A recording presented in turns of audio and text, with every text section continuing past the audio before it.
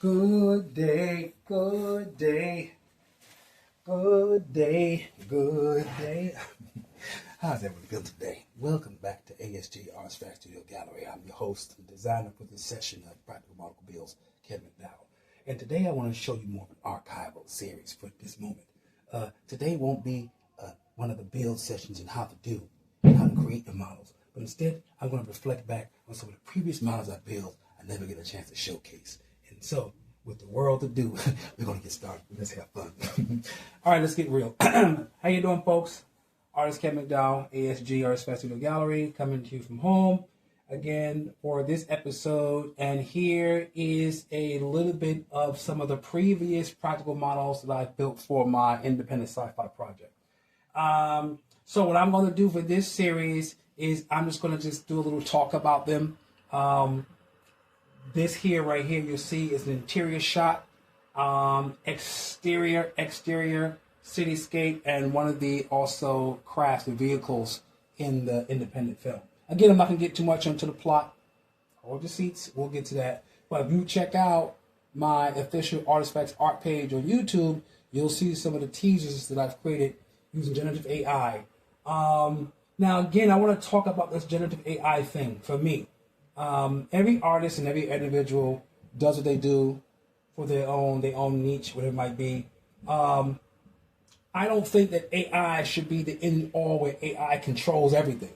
I don't think that we should have AI driving our taxis and flying our planes. No. I don't think AI should have that control. But as a creative tool, and I'm saying this as a creative, as an artist, I paint, I draw. Check out my website. Check out the work I've done. I'm a former arts educator.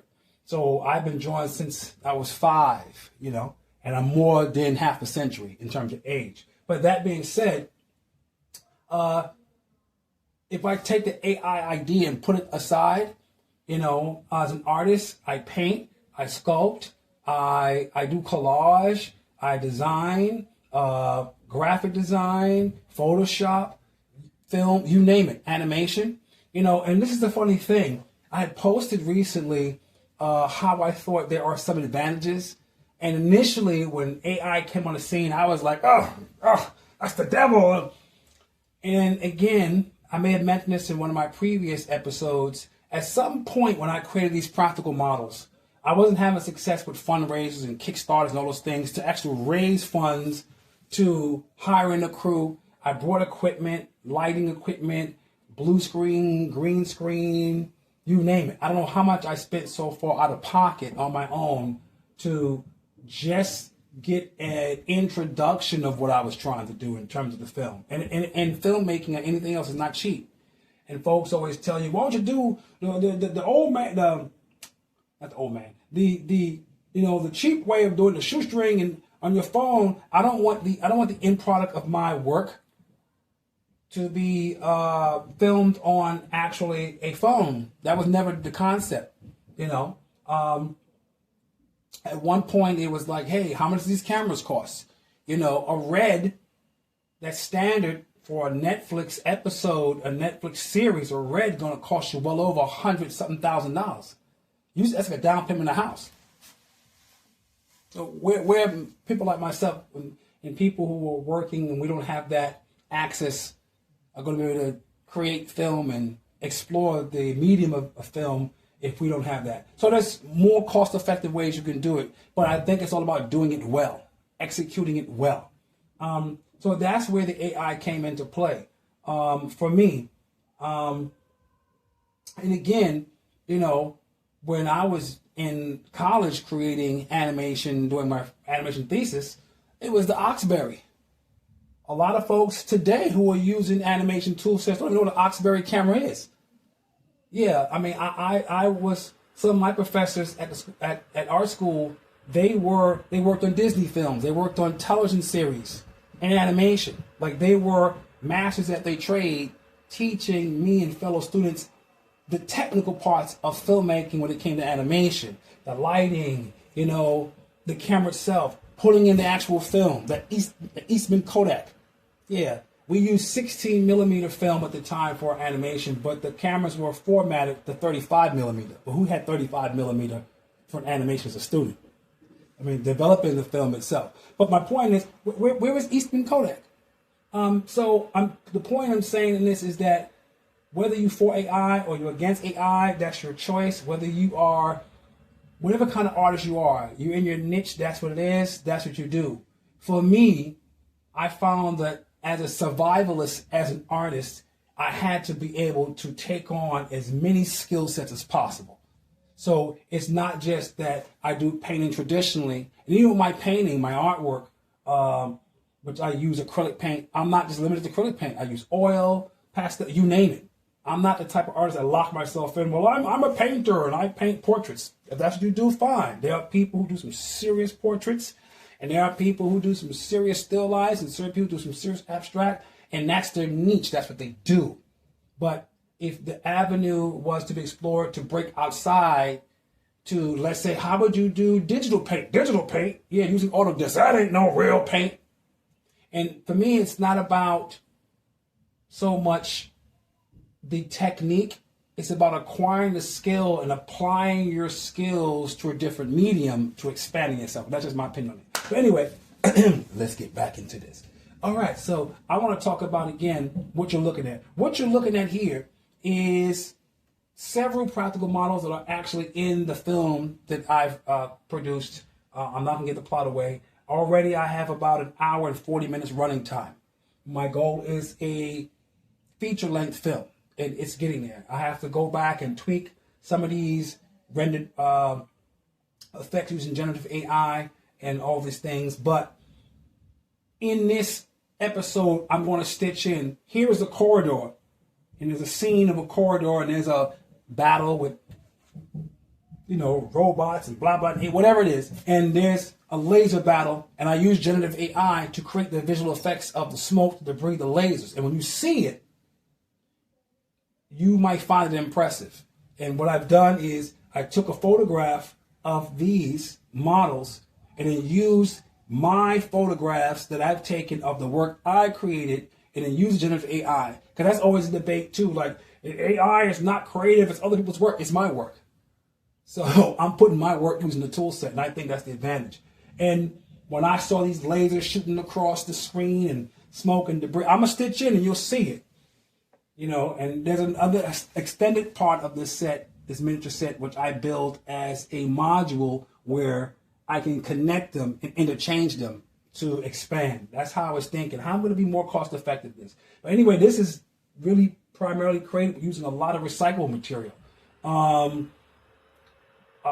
Styrene for model kits, kit bashing pieces for model kits, pieces of recyclable, whatever. It's all in here. Little milk containers, whatever. It's all in here, in some sort. Discarded tubing for the Pringles, it's in here. I also use some actual piping, PVC, it's in here. Above, you can see another model.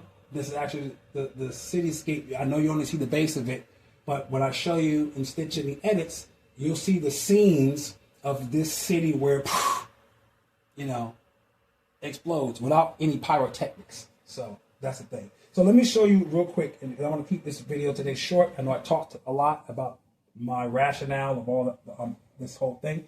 But anyway, let me share this one. This model, in the movie, the film, again, I don't give too much of plot spoilers, and they illuminate. So I've already put lighting in them, LEDs. There's multiple light sources.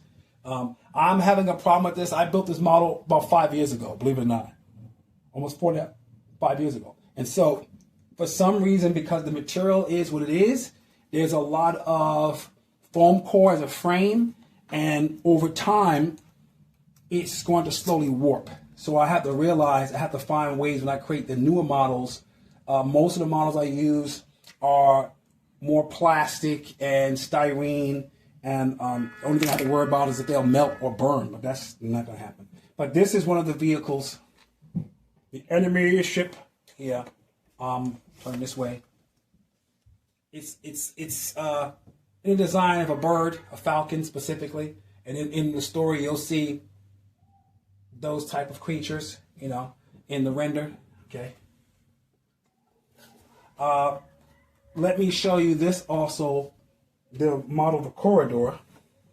And the corridor also illuminates. Give me a second. Da-da-dum, da-da-dum. And see, it lights up. You know, so the panels light, you know, and just to give you more of a, let's see if I can get that light. Da-da-da. And let me get this light temporarily so you can see. And that's how it looks. And then my cat wants to get on to the business. My Casey cat. Yeah. So that's how, in a nutshell, you know, how it's going to look illuminated. You know, and there are multiple